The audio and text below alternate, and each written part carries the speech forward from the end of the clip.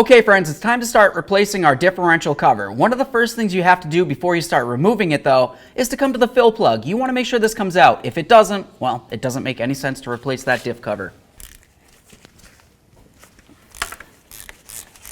Clean up the area around your fill plug.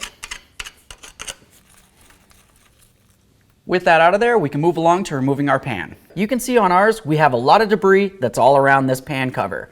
Something like that, you want to make sure you get out of the way because the last thing we want is any of this falling inside of our differential.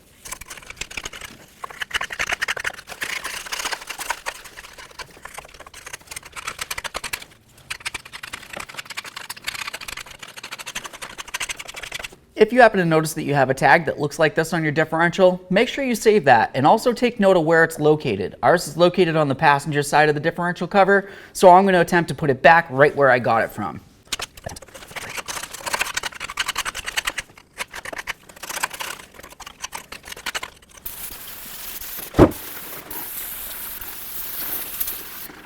With the majority of this cleaned down, we're going to start removing all of our bolts. I'm going to leave this first one in a few threads.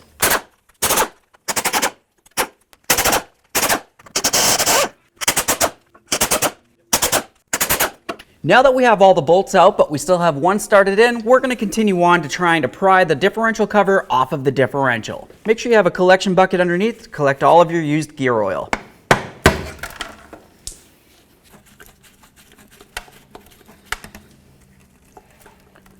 Remove your cover. Now with the pan off of there, the next thing we want to do is start paying attention to the area that the pan needs to mount onto that's part of the differential here. As you can tell, I have a lot of crusties that are built up on this and it needs to be cleaned off. When I do this, I'm just going to put a rag over this gear here. Of course, that's not necessarily going to protect it from all of the debris, but it is going to help protect it from the majority of it. After that, let's continue on to scraping off all of this debris.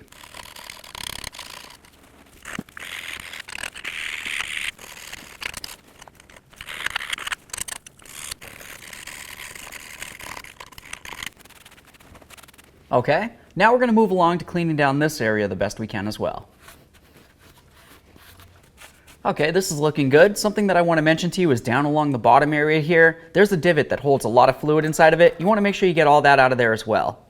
Now that we have this area fully cleaned, the next thing I want to do is make sure I clean all the threaded areas on my bolts. So now we have the bolts and the differential cleaned up. The next thing we're going to do is get ready to install our differential cover and gasket. Make sure you have the magnet in here. After that, let's go ahead and line the gasket up with the pan cover itself and then put it onto the differential.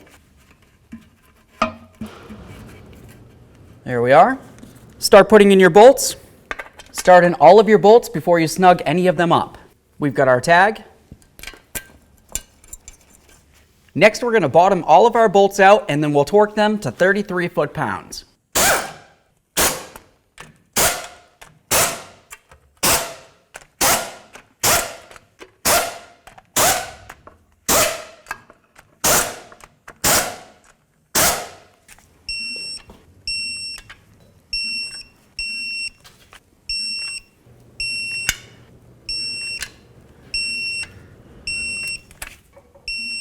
Now it's going to be time to fill our rear differential. We're going to do that right through this fill hole here. When we do it, we only want to fill it till there's a small trickle of fluid coming out. When you fill it, make sure you use the manufacturer specified fluid.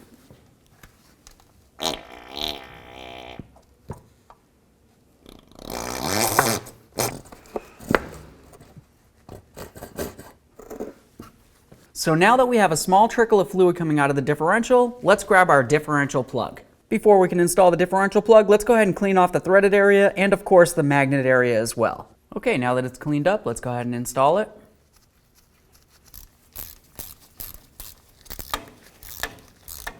Okay, I felt like it can bottom out right there. Let's go a teeny bit more.